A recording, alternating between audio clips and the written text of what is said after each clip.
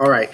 For today's lecture, I want to talk about one of the most important things that we'll do in my class, and that is the skill of historical argumentation, or in other words, writing an argumentative, persuasive essay.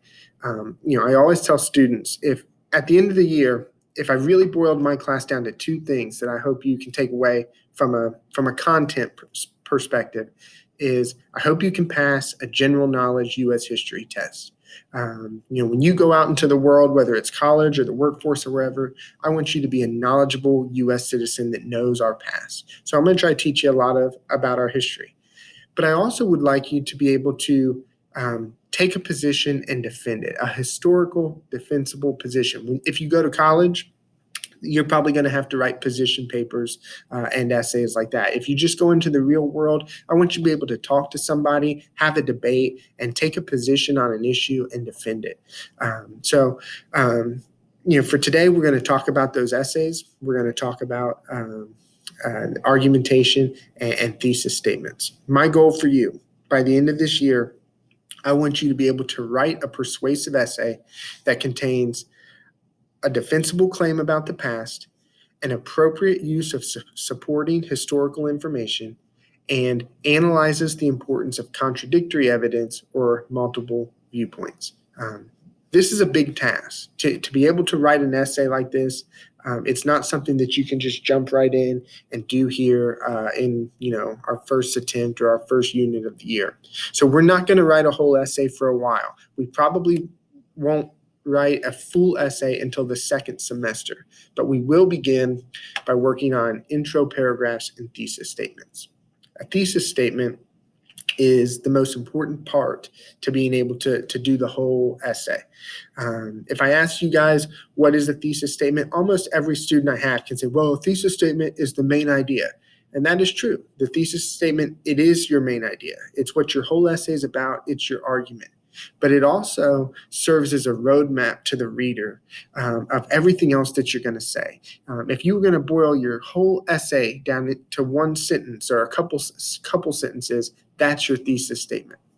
A good thesis, I say, always does three things. It makes a claim, it gives a line of reasoning, and it shows critical thinking. Makes a claim is that's your position. This is what I think. A line of reasoning. This is my evidence. This is how I'm going to defend it. And you don't have to get into specifics, but it's kind of like the big ideas of why you support your claim. And then a thesis shows the reader, this is how I'm thinking. Like, I'm not just a robot. I'm not just the reason is because, but I'm thinking critically. I'm analyzing.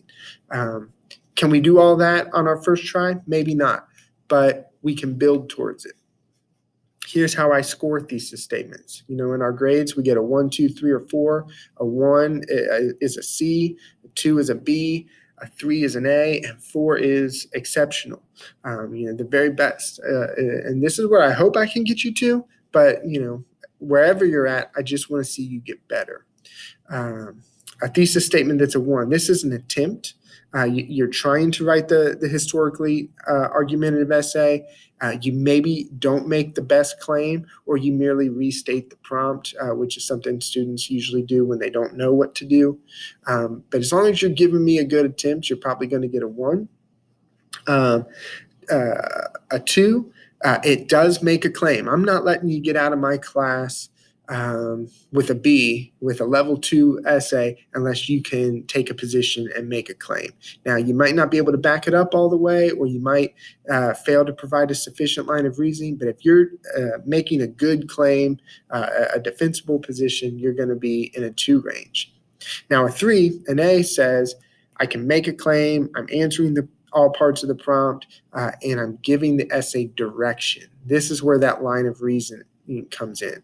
And then finally, the very best essays, it does all of that, claim, reasoning, claim, evidence, reasoning, but it's got a thoroughness to it. It's got a detail to it. It prioritizes the evidence or accounts for diverse or contradictory evidence or viewpoints.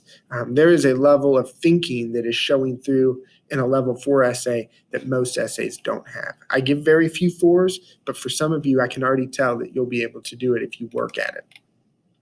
Here's a simple example. This is something that Mr. Ayler next door to me put together to kind of help his kids understand thesis statements. But say we've got a prompt like this. Develop an argument on the best high school in the district. Here's a level 5, a 1, a 2, a 3, and a 4. A level 5. Ryle is one of 4 high schools in the district and does a good job. This is an attempt, but it doesn't address the prompt. There's no evidence of best. It's just really kind of a restatement and a poor job at that. Here's a level 1. Ryle is the best high school in the district. It's an attempt. It's kind of just a restatement. It does take a position. That is a claim that could be defended, but there's no line of reasoning. There's nothing to expand on that. Here's one, a level 2. Ryle is the best high school in the district because they have the biggest parking lot. Now you've got a claim, you've got a because, you've got a line of reasoning, but what does the biggest parking lot really have to do with being the best high school? That line of reasoning isn't really sufficient or doesn't really tie into what you're trying to say. It's a little bit better than this, but not a ton. Here's a good one. Ryle is the best high school in the district because they provide students with support and opportunities to learn outside the classroom.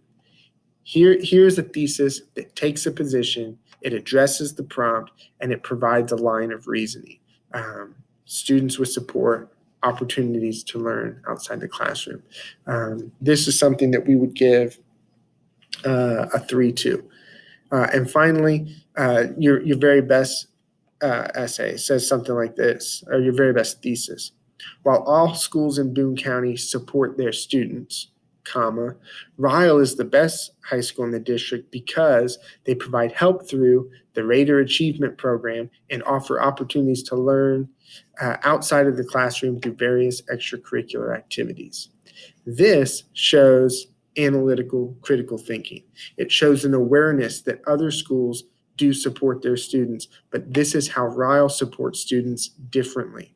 It offers a level of detail, mentioning the RAP program and extracurricular activities.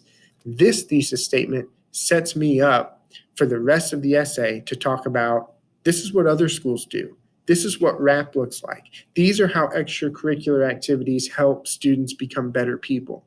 And all of this is why Ryle is the best.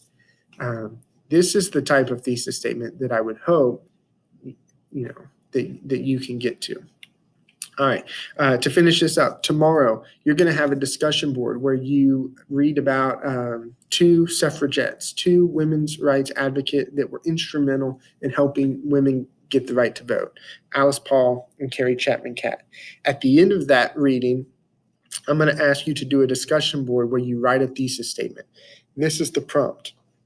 Develop an argument on the most important women's rights leader in the progressive era.